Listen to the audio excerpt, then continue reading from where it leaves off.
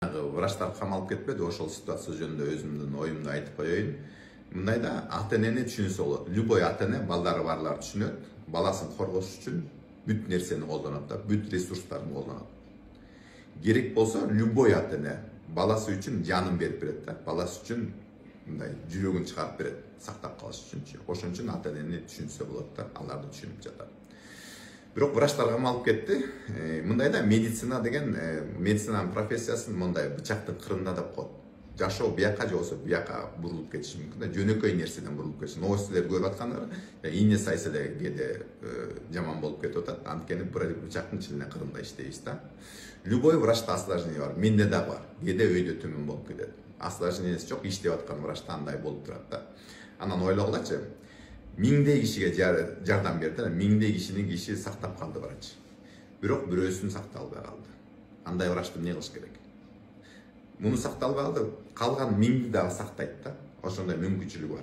Бирок ошо 1001 кишини сакталбай калган үчүн түрмөгө камаш керекпи? Же болбосо лицензиясын алыш керекпи? Миңдей тажрыйбасы бар да, дагы 1000 кишини сактап калганга мүмкүнчүлүгү бар да, бирок бирөөсү жаман болуп калды. Анын үчүн лицензияны алыш керекпи? Наоборот, тажрыйбасы көбөйүп калды. Ал стресс болуп атат, ал жаман болуп атат. Ушундай ситуация болбош үчүн ал өзүн иштейт да, система иштеш керек. Ушундай ситуация кайталанбаш керек деп врач ойлоно баштайт. Анан ошо азая баштайт да. Ошентип медицинанын тажрыйбасы чогулат. Ошентип анан медицина өнүгөт да. А эгерде баарын эле түрмөгө камай берсек, киши иштегиси келбей калат, оор операцияларды вообще жасагысы келбей калат да. Любой зарубежке баргыла деп калышы мүмкүн да.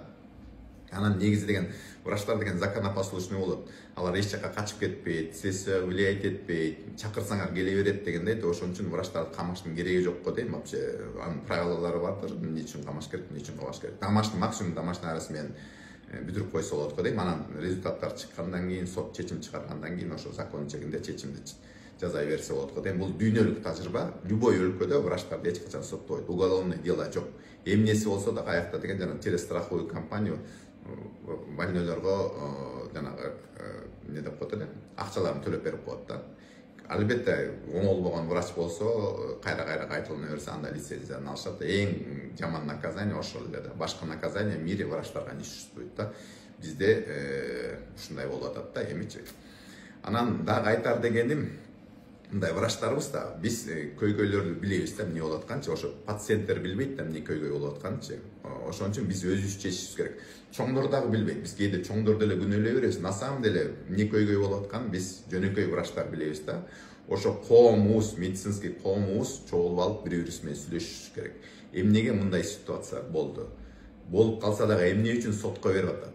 Мындай ситуация болобу, кайталанабы? Анткени менин оюмча муну сүйлөшпөсөк, ачык бири-бирибизди күзгө карагандай сүйлөшүп албасак, анда мындай ситуация кайталана берет, мындай сотко бергендер толтура боло берет да. Ошон үчүн медицинский коомдо ойлонолуп, чогулуп алып, сүйлөшүп, мындай көйгөйлөрдү чечкенге аракет кылалык.